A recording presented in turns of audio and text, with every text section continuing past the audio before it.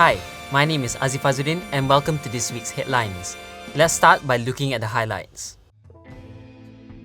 First off, congratulations Penang, you're no longer an island. Penang's recently regained its city status, and Guaneng, congratulations.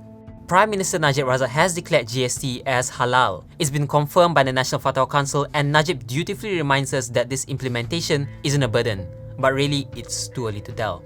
On Tuesday, the chief editor of the Malaysian Insider and the CEO of The Edge, along with 3 editors, were investigated for sedition over a report on hudud. They spent a night in a lockup and were released the next day on bail. UMNO politicians, however, are divided as to whether this was a good move. And it's all-out war, with Mahathir criticizing Prime Minister Najib Razak's administration while highlighting some of the long-standing scandals. The former premier argues that Najib doesn't have what it takes to win the next general elections. And finally, the main story of the week is the issue of fanaticism and free speech. Let's start off with the recent murders of the Bangladeshi bloggers. On Monday, Bangladeshi blogger Washiqur Rahman was hacked to death for criticizing fundamentalists. He was allegedly murdered by students from a local madrasa. Now, the blogger was known to be progressive and wrote a number of articles criticizing Islamists. Though repeatedly warned to be careful, Washiqur continued to write and was eventually murdered for his strong opinions. But this isn't the first time it's happened. 2 months ago, Avijit Roy, another blogger, was murdered for his secular sentiments he regularly publishes in his blog. He was in his hometown when he was attacked by a group wielding meat cleavers.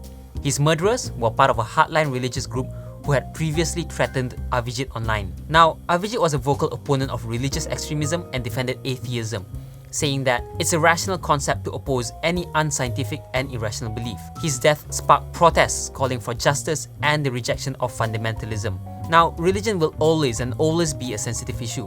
But sports? Well, let's take a look at that. Apart from occasionally watching Harimau Malaya on the pitch, I'm not so much of a football fan. But I do believe that it's a great way to bring people together and also set them apart. In India, public figure Kabir Suman received death threats when he expressed support for the rival Bangladesh cricket team, because nobody takes cricket more seriously than the Indians. Mind you, this was a man who's never spoke negatively about India's team. But let's move to a story closer to home.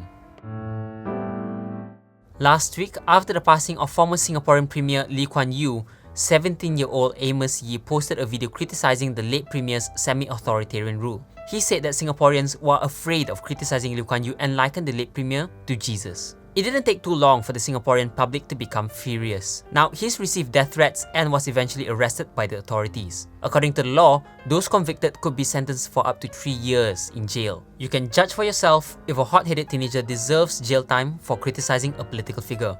Now, around the same time, other critics of Lee Kuan Yew was silenced or intimidated, like the Singaporean writer Alfian Saad, who was criticized by the Singaporean media. Is there no space for expression when there is this kind of fanaticism?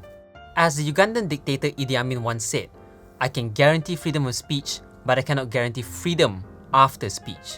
So this week, around Asia, we've seen that while people can speak freely, they are not necessarily protected after they speak. Thank you for joining me on this week's highlights. Tell me what you think in the comments down below. Have a good Friday and a weekend ahead. I'll see you next time.